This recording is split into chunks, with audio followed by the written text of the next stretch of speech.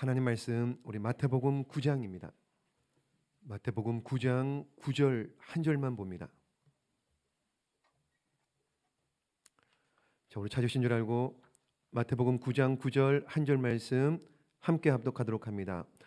예수께서 그곳을 떠나 지나가시다가 마태라 하는 사람이 세간에 앉아 있는 것을 보시고 이르시되 나를 따르라 하시니 일어나 따르니라.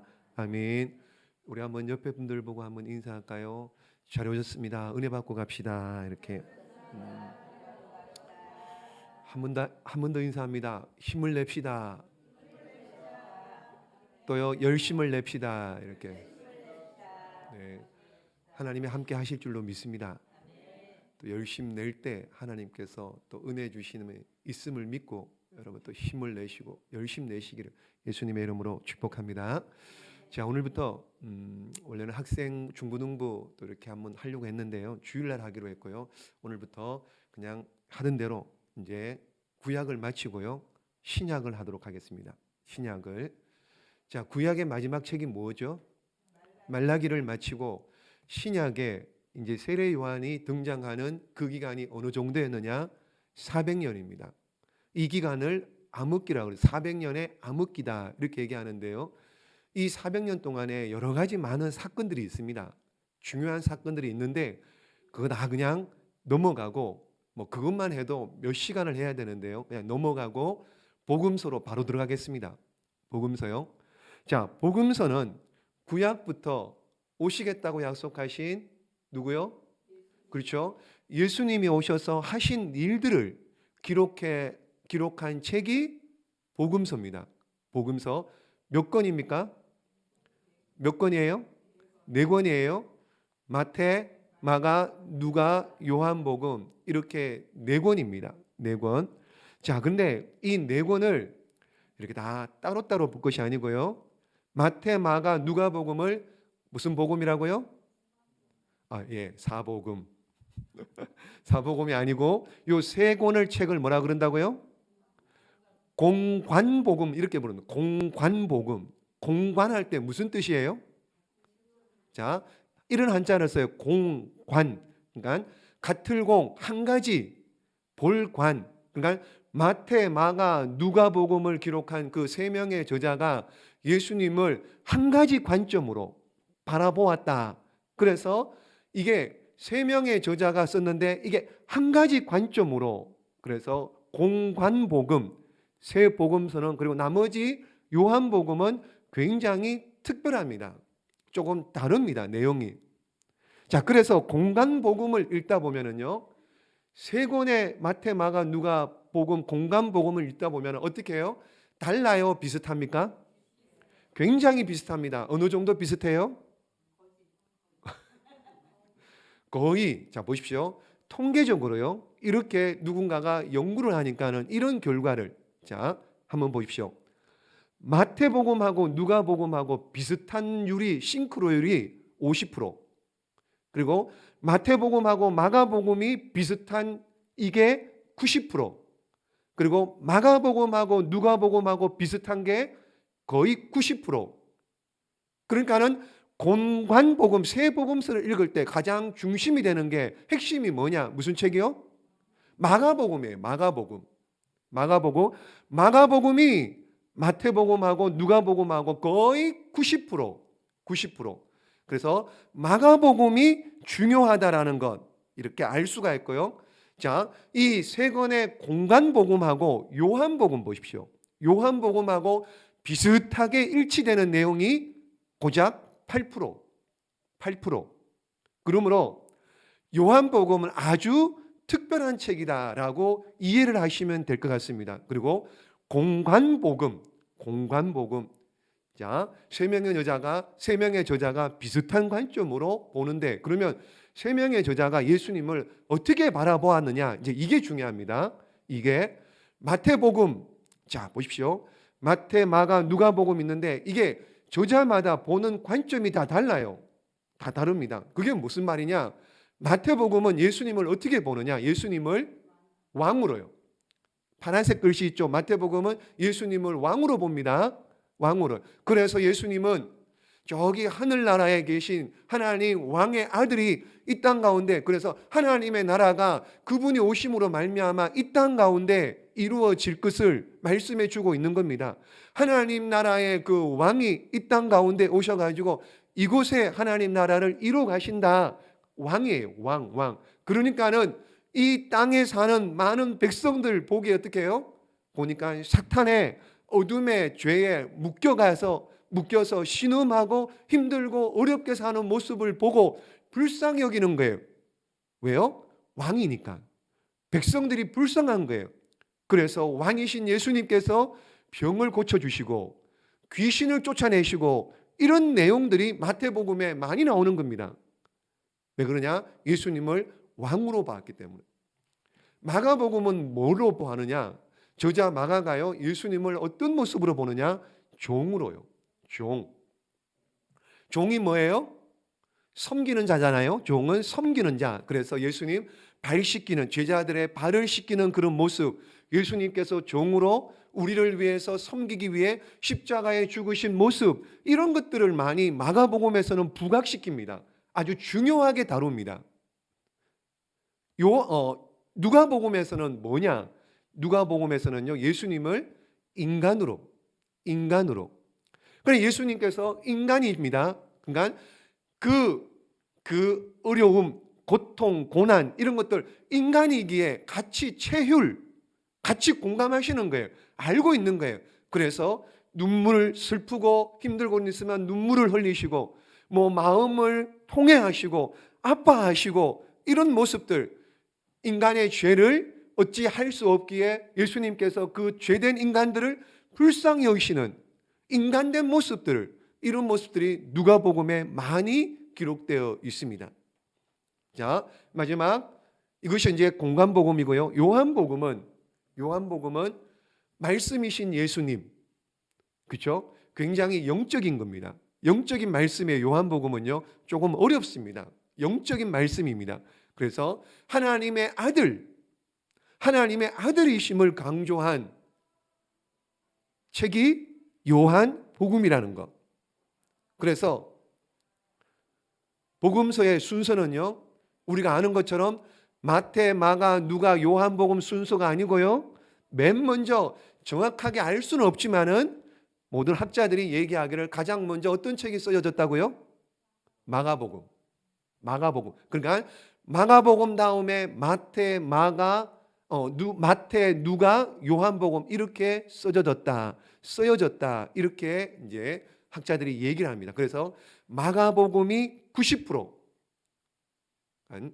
공관복음에 마가복음을 중심으로 마태, 누가복음도 쓰여졌다라는 것을 알 수가 있습니다. 그러면은 보십시오. 왜 복음서가 4권이어야 됩니까?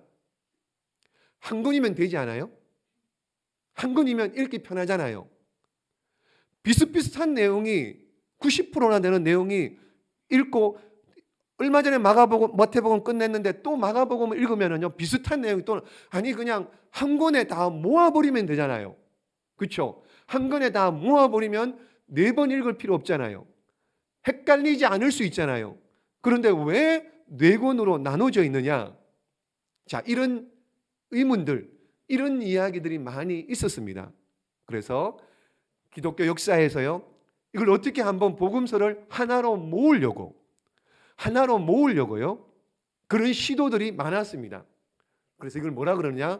하모니 복음서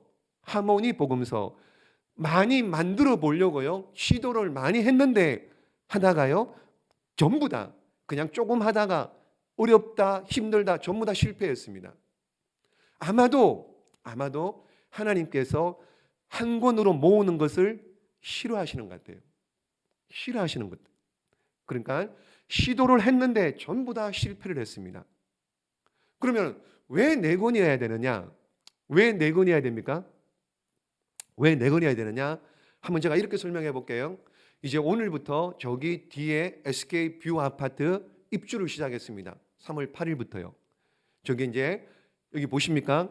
입주 광고 해가지고요, 입주 광고에서 이렇게 교회 소개한 것 한 2달 가까이 이렇게 이제 광고비를 내고 광고를 할 겁니다. 이제 전도를 하러 갈 거고요. 이제 오늘부터 입주를 시작했습니다. 여러분 기도하시기 바랍니다. SK뷰 아파트 위에서도 많이 기도하시기를 바랍니다. 자, 이렇게 광고를 냈는데요. 보시면은 우리 대전 이룸교회를 여기 이렇게 사진을 찍어놨습니다. 근데 이걸로 다 알 수 있나요? 이거는 보십시오. 전면만 나와요. 그럼 전면만 나오면은 우리는 주차장 없나요? 주차장 있잖아요. 주차장 있잖아요. 그리고 옥상도 있고요. 옥상에 태양광도 있고요. 그런 것처럼 이 전면만 봐서 다 우리 교회를 알 수가 있어요, 없어요? 없는 거예요. 알 수가 없는 거예요. 그래서 전후 사방 위에서 이렇게 다 골고루 다 봐야지 우리 이룸교회가 이렇다라는 것을 알 수가 있겠지요. 이해가 되시나요? 그러니까는 네 권이 필요한데 한 권 가지고는 충분하게 알 수가 없기에 네 권이 필요하고, 또 보십시오. 이런 비유를 한번 들어보겠습니다. 자, 이제 그런 거예요. 한 사람을 바라보는 것도 똑같습니다. 사람을 평가할 때도 똑같습니다. 여러분, 저를 평가할 때 누군가가 그런 얘기를 합니다. 뭐라고 평가할까요? 아니, 설교 시간에 뭘 그렇게 성질을 내냐고. 뭘 그렇게, 여러분, 뭐 그렇게 막 이렇게 하냐고, 막 화난 사람처럼 인상을 써가면서 그렇게 할 거 뭐, 그러면은 제가 그 얘기를 들으면 얼마나 어떻게 마음이 슬퍼요. 제가 얼마나 부드러운 사람인데요. 제가 얼마나 부드러운 사람인데요. 그러니까 저희 어떻게 해요? 한 모습만 보고는 그렇게 평가할 수 있습니다. 근데 그게 전부입니까? 아니죠. 제가 부드러운 사람이라니까요. 제가 그래서 여러 모습으로 얘기도 해보고 또 이렇게 해보고 뭐 사교 이렇게 해보고 그래야지 성격이 어떤지 여러 가지를 알 수 있을 것 아니겠습니까? 어떻게 설교만 보고, 여러분 그 하는 설교하는 모습만 보고 저를 평가하면 안 되겠죠. 그런 것처럼 하물며 인간도 이럴 텐데요. 하물며 인간도 이럴 때, 인간을 평가할 때도 이런데 하나님의 아들 예수님을 어떻게 단 한 권으로 평가할 수 있습니까? 어떻게 그 하나님이 BC와 AD 인간의 역사를 이렇게 가르는 그 우리의 믿음의 대상이신 그 예수님을 어떻게 한 권 가지고 다 설명할 수 있겠습니까? 그래서 네 권으로 다방면에서 다른 사람의 의견과 설명을 통해서 예수님은 이런 분이다라고 그렇게 우리에게 가르쳐 주기 위해서, 온전히 알게 해 주기 위해서 복음서가 네 권이라는 것. 복음서가 네 권이라는 것. 그래서 오늘부터 이제 마태복음, 이제 신약을 이렇게 쭉 한번 해볼 겁니다. 신약은. 근데 신약이 어려울까요? 구약이 어려울까요? 자, 보십시오. 그러니까 신약 전체를 다 좀 구분지기는 그런데요. 사도행전은 또 재밌습니다. 왜 그러냐? 이야기예요. 그렇죠? 스토리입니다. 구약은 전부 이야기입니다. 그렇죠? 구약은 이야기예요. 그러니까 시편 이런 것, 시가서, 욥기, 시편, 잠언, 전도서, 아가서, 이걸 시가서라 그러는데요. 이런 책은 하기가 사실 힘들어요. 왜요? 다 내용이 이어진 게 아니고 스토리가 아니기 때문에 달락달락. 그러니까 사복음서도 마찬가지입니다. 사복음서도 스토리가 이야기로 이렇게 쭉 이어진 게 아니고요. 이야기로 쭉 이어지면은 그냥 거기에 이렇게 하면 되는데, 이 사복음서는 전부 사건입니다. 달락달락입니다. 달락달락. 그래서 전부 다 다룰 수는 없으니 중요한 것 좀 이렇게 좀 알면은 유익하겠다라는 것들을 중심으로 이렇게 오늘부터 마태복음을 쭉 이렇게 한번 해 갈 텐데요. 먼저 마태복음을 기록한 저자가 누구예요? 마태입니다. 마태. 한번 마태에 대해서 한번 생각해 볼 텐데요. 마태. 여러분 보십시오. 마태는 이름이 두 개입니다. 이름이 두 개입니다. 마태라는 이름은 헬라식이고요. 레위라는 이름은 유대식입니다. 유대식. 그러니까 레위 마태입니다. 레위 마태. 그러므로 이 마태는 레위인일 확률이 높습니다. 그래서 성경학자들이 얘기합니다. 마태는 레위 사람이었거니와 아니면은 제사장이었다. 레위 지파 출신이기 때문에 제사장이었다. 이렇게 얘기합니다. 이렇게. 근데 어떤 이유인지 모르지만은 어떻게 해요? 욕을 먹는 직업이 뭐예요? 세리. 세간에 앉아 있는 세리 마태가 된 거예요. 원래는 유대인, 원래는 그것도 레위인 제사장 집안의 사람이었는데 어떤 이유에서든지 모르지만은 세금을 거두는 로마의 앞잡이 세리 직업을 가진 마태가 기록합니다. 자, 그래서 보십시오. 그럼에도 불구하고 그는 구약을 잘 압니다. 굉장히 잘 알고 있는 사람. 어떻게 알 수 있느냐? 마태복음에요. 구약을 얼마나 인용하느냐? 구약 성경에 있는 내용을 얼마나 인용하느냐? 69절 이상. 많게는요. 학자마다 다른데요. 139절. 그러니까 구약에 나온 내용을 130가지를 신약의 마태복음을 기록할 때 이걸 끌어다가 인용을 했다는 거예요. 무슨 얘기입니까? 그만큼 마태는 어떻게 해요? 구약을 율법을 잘 아는 레위인이었다라는 것을 알 수가 있습니다. 마태는 레위인으로요. 구약에 계속 내려오는 사상이 있죠. 무슨 사상이요? 메시아 사상. 메시아가 오신다. 이 얘기를 너무너무 잘 알고 있습니다. 그리고 메시아를 기다렸던 것 같아요. 메시아를 기다렸습니다. 비록 세리라는 직업을 가지고 있으면서 욕을 먹을 망정 메시아를 기다리는 그래서 세간에서 세금을 거두고 막 이런 일을 할 때 여러 사람들 이야기를 많이 들을 거 아닙니까? 근데 보니까는 예수라는 청년이 들어보니까 어떻게 해요? 메시아 같아. 들어보니까 메시아 같아. 근데 어느 날 오늘 9장 9절 말씀해 보시면은요.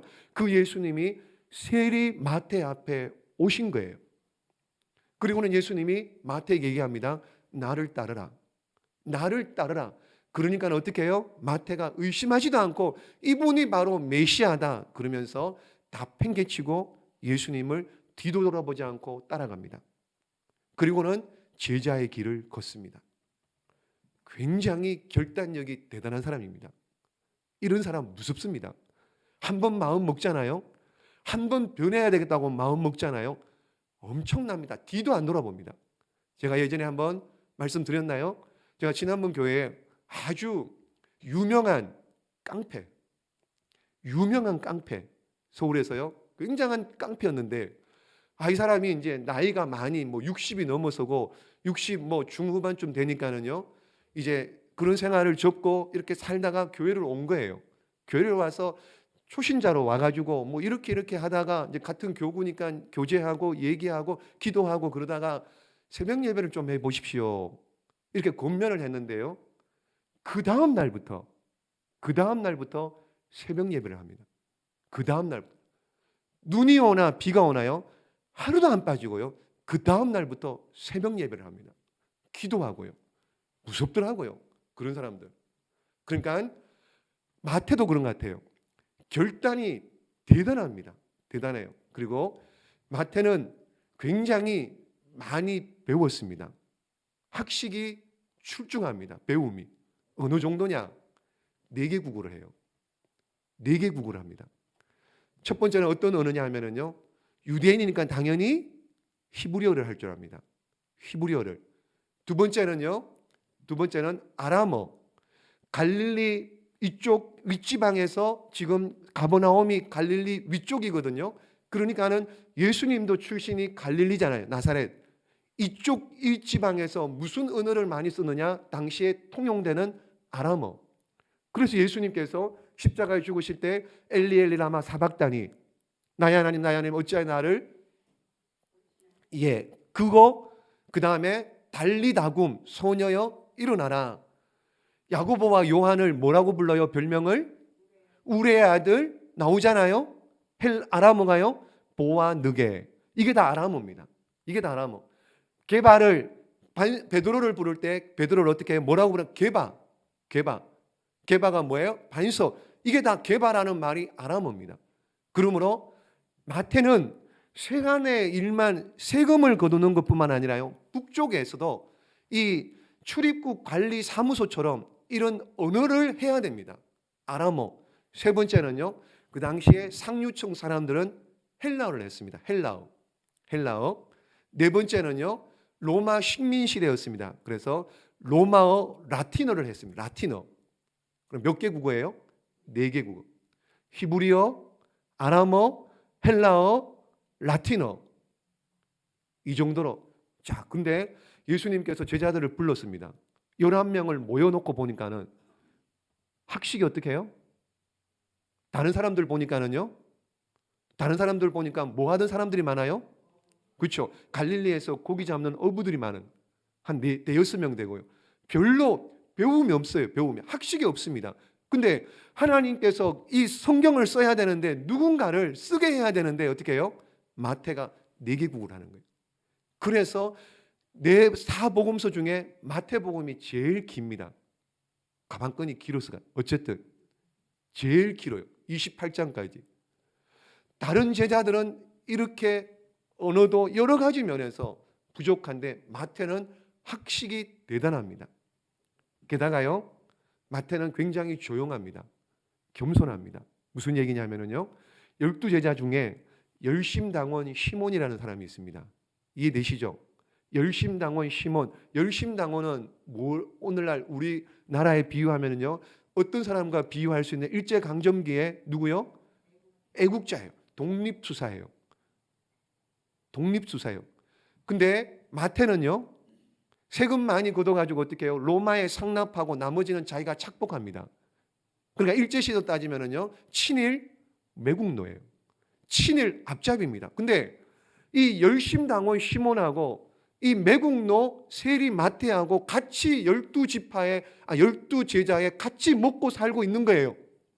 근데 성경 잘 보십시오. 어느 한 군데도 싸웠다는 말이 안 나옵니다. 어느 한 군데도 싸웠다는 말이 안 나옵니다. 그리고 마태가 얼마나 많이 배웠습니다. 4개국어를 할 줄 압니다.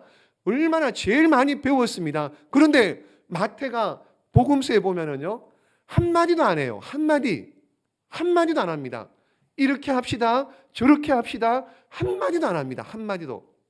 우리 같으면은요, 이 정도 알면은요, 4개국어 정도 하고요, 이 정도 배웠으면은요, 그냥 막 이렇게 돼가지고요, 이렇게 합시다, 저렇게 합시다, 온갖 막 이렇게 막 하고 할 텐데요, 마태는 한마디도 안 합니다. 한마디도. 그만큼 뭐예요? 겸손한 거. 그만큼 조용한 사람이 마태라는 거. 게다가 12제자 중에, 예수님의 12제자 공동체 중에 재정을 누가 맡았어요? 재정을 누가 맡았어요? 가룟 유다가 맡았죠. 원래 재정을 누가 맡아야 됩니까? 세무서 직원이 맡으라니까는요. 세무서 직원이. 근데 세무서 직원을 놔두고 어떻게 해요? 가룟 유다에게 12제자 공동체의 재정을 맡긴 거예요. 재정을. 근데 마태가요, 싫다 말다 한마디도 안 합니다. 불평, 원망 하나도 안 나옵니다. 그 정도로 마태는 조용한 사람입니다. 겸손한 사람입니다. 게다가요, 다른 복음서를 보면은요, 마가, 누가, 요한복음 보면 예수님의 12제자 이름이 쭉 나오는데 다른 제자들의 이름은 그냥 이름만 나옵니다. 이름만이요. 근데 마태복음을 보면은요, 뭐라고 나오느냐? 세리 마태 이렇게 나와요. 세리 마태. 무슨 얘기예요? 뭘 얘기할까요? 세리 마태. 세리를 왜 넣어요? 아니, 마태복음 기록하면서 자기가, 세리라는 말은 친일 매국노인데 나라를 팔아먹은 사람인데 어떻게 뭐 하려고 일부러 세리라는 말을 뭐 하라고 적냐 말이에요. 저 같으면 안 적죠. 그냥 마태라고 적죠. 근데 세리라고 꼭 적습니다. 마태복음에 보면은요. 왜 그럴까요? 그렇죠? 내가 그런 사람이었는데 예수님 만나서 어떻게 해요? 변화됐다. 숨길 것도 없는 거예요. 당당한 거예요. 봐라. 내가 원래는 매국노였는데, 친일파였는데 내가 이런 사람이 되었다. 그런 겁니다. 그리고 어떻게 해요? 세리마태라고 적을 때 생각한데 자기 스스로 어떻게 해요? 내가 세리마태였지. 내가 이렇게 살 것이 아니고 정말 더 다른 사람보다 열심히 살아야지. 그런 마음, 그런 생각, 자신을 자꾸 추스리고 자신을 자꾸 채찍질하는 그런 의미에서 아마도 세리라는 말을 일부러 적은 것 같아요. 일부러 적은 것 같습니다. 이렇게 보십시오. 결단력이 있었습니다. 굉장히 많이 배웠습니다. 그리고요, 나서지 않고 조용하고 겸손했습니다. 이런 자가 돈을 따라 사는, 여러분, 그런 세리였다가 갑자기 예수님을 만나고 예수님을 따라 예수님이 제자가 된, 그리고 결국에는 에디오피아에 가서 전도하다가 창에 찔려 죽게 됩니다. 이가 마태입니다. 이 마태가 기록한 이 마태복음, 자, 읽어보면은요, 어려워요, 쉬워요? 뭐가 어렵던가요? 유해 권사님, 어렵다고 그랬으니까 뭐가 어렵던가요? 다 어려워. 보십시오. 예를 들어 가지고요, 그냥 역사, 시간 순서대로 이렇게 쭉 적으면은요, 어려울까요? 안 어려울까요? 그럼 좀 덜 어려울 것 같아요. 시간 순서대로 쭉 이렇게 적었으면 좀 덜 어려울 것 같은데, 마태복음을 읽어보면은요, 이렇게 쭉 내려가는 게 아니에요. 좀 뒤죽박죽 섞여 있습니다. 이게 어려운 거예요. 뒤죽박죽 섞여 있습니다. 근데 잘 읽어보시면은요, 뒤죽박죽 섞인 게 아니고 마태복음을 읽어보시면은요, 종류별로, 주제별로 모아놨습니다. 예를 들면 족보, 예를 들면은요, 설교는 설교만 모아놨습니다. 산상설교 같은 거 설교만 모아놨습니다. 예를 들면은요, 병 고치는 일 있잖아요. 어느 날은 또 병만 다 하고 병 고치는 일이 쭉 다 나옵니다. 어느 날 보니까는요, 예수님께서 마지막 종말 이야기를 또 쭉 해요. 그냥 어느 하루는 24장, 25장 보면은 종말 이야기를 쭉 이야기합니다. 또 어떤 날을 보니까는요, 제자 공동체, 제자들은 이래야 된다라는 제자 이야기를 쭉 합니다. 어느 날 보니까는요, 비유만 또 잔뜩 모아놨습니다. 비유만. 이거 왜 그럴까요? 뭐가 반영된 거예요? 자, 이야기대로 이렇게 쭉 시간 순서대로 쭉 하면은 읽기가 쉬운데 마태복음 그게 아니고요, 뒤죽박죽 섞였는데 보니까 자세히 보니까 종류대로 모인 거예요. 종류대로. 왜 그래요? 이게 직업병인 거예요. 직업병. 무슨 직업병이요? 세무서에서 일을 할 때 뭘 어떻게 합니까? 세금 내라고 그럴 때요, 분기마다 뭐 있잖아요. 종합소득세, 부가가치세, 뭐 이런 거, 또 재산세, 이런 것처럼. 그러니까는 직업병에서 나온 특징인 거예요. 특징. 그러니까 종류별로, 주제별로 모아 그렇게 마태복음을 기록해요. 이게 그러니까 우리가 보기에는요, 뒤죽박죽 섞여 있는 것 같은 거예요. 게다가요, 마태복음에는 유독 다른 복음서와 다르게요, 특징이 있습니다. 무슨 얘기가 많이 나오느냐? 돈 이야기가 많이 나와요. 돈 이야기가 많이 나옵니다. 돈 이야기. 그 유명한 달란트 비유. 달란트가 뭡니까? 돈이잖아요. 달란트가 돈이잖아요. 또요, 마태복음을 읽어보시면은요, 내 마음이 있는 곳에, 빨리 하세요. 그렇죠. 내 보물이 있는 곳에 내 마음이 있다. 그 얘기, 이게 마태복음에 나오고요. 그리고 세금을 내라 그랬더니만은 예수님께서 뭐라고 말씀하세요? 베드로에게 시켜가지고 낚시해가지고 고기 잡으면 어떻게 해요? 입을 열면 한 세겔이 있으니까는 네 반세겔, 내 반세겔 그렇게 내라 그럽니다. 또 세금 이야기할 때요, 가이사의 것은 가이사의 것, 하나님의 것은 하나님의 것, 세금 이야기 많이 하는 거예요. 그리고 또 무슨 얘기예요?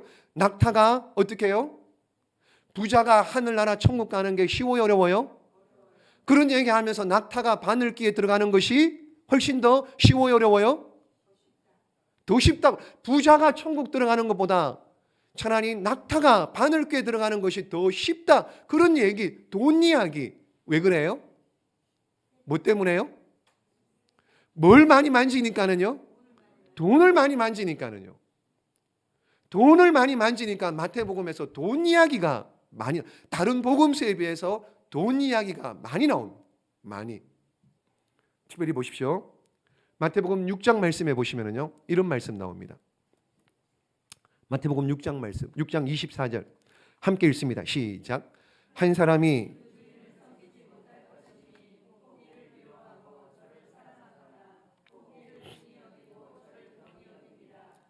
너희가 하나님과 재물을 겸하여 섬기지 못하느니라. 아멘. 우리 인생의 주인은 누굽니까? 여러분들의 인생의 주인은 누굽니까? 여러분, 우리는 절대 두 주인을 섬길 수 없습니다. 두 주인을 섬길 수 없습니다. 여러분 잘 들으십시오. 하나님이 크게 쓰시고자 하는 자들이요, 경제적인 재정의 훈련을 크게 시킵니다. 다시요, 하나님께서 크게 쓰시려고 하는 사람들 잘 보면은요, 이 훈련 반드시 거쳐야 됩니다. 반드시 경험을 해야 됩니다. 그래야지 느끼고 깨달은 바가 있습니다. 여러분, 경제적인 훈련 시킬 때요, 어떨 때는 1,000원짜리 한 장 없는 경우, 없는 일이 있도록 그렇게 훈련시킬 때는요, 그렇게 시킵니다. 그 일 통해서 뭘 깨달으라고요?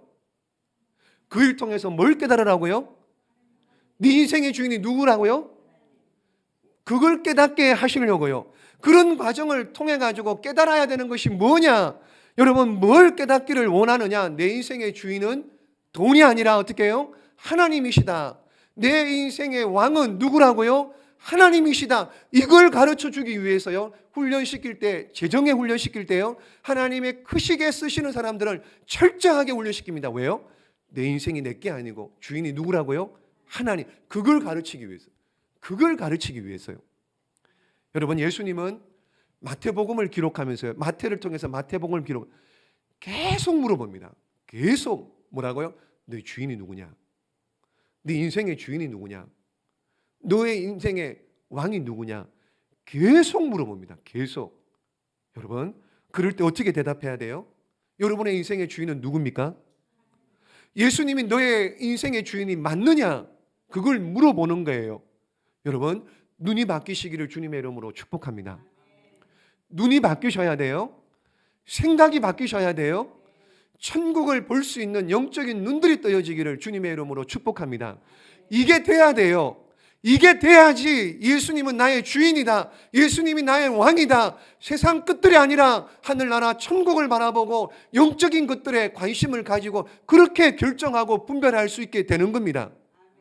여러분, 예수님이 저와 여러분의 인생의 왕이신 줄로 믿습니다.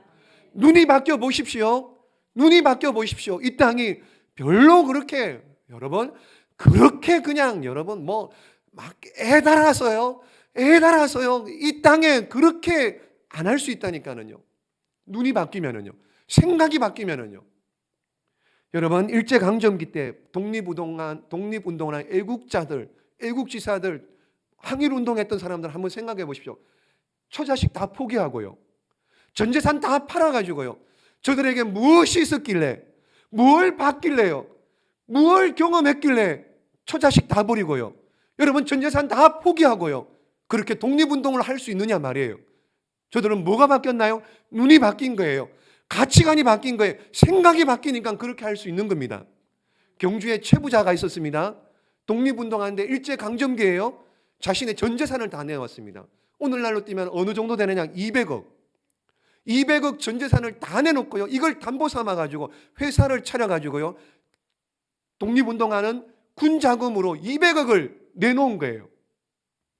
아니, 그거 가지고 있으면은 여러분 떵떵거리고요, 자손 만대까지 떵떵거리고 잘 살 수 있는데 그걸 왜 내놓습니까? 왜 내놓을 수 있느냐 말이에요. 그가 바보라서요? 계산을 못했어요? 아니요, 눈이 바뀌니까는요. 눈이 바뀌니까는요, 가치관이 바뀌고 생각이 바뀌니까는요, 나라를 위한 그 생각이 바뀌고 눈이 바뀌니까는 전 재산을 내어놓을 수 있었던 겁니다. 그러므로 여러분, 중요한 건 뭐냐? 눈이 바뀌셔야 돼요. 우리가 두 주인을 섬길 수 없습니다. 재물과 하나님을 동시에 섬길 수가 없습니다. 여러분의 주인이 하나님이시라면서요, 여러분의 왕이 하나님이시라면서요. 그러면은 하나님, 눈이 바뀌고 영적인 것들을 붙드시는 저와 여러분 되시기를 예수님의 이름으로 축복합니다. 여러분, 오늘도 우리는요, 남이 알지 못하는 것 알기에 이 밤에 나온 것 아니에요? 맞죠? 남이 안 믿는 것 우리는 믿기에 이 밤에 나온 것 아닙니까? 눈이 바뀐 사람들입니다. 가치관이 바뀌고요, 생각이 바뀐 사람이 저와 여러분입니다. 그래야 됩니다. 그래야지 주님이 함께 하시고요, 이 땅 가운데 썩어질 것들 잠시 잠깐 있다가 없어지는 것 때문에 여러분 너무 그렇게 목매서 애달바하지 않고 살아갈 수 있을 줄로 믿습니다. 여러분의 인생의 주인은 누구입니까?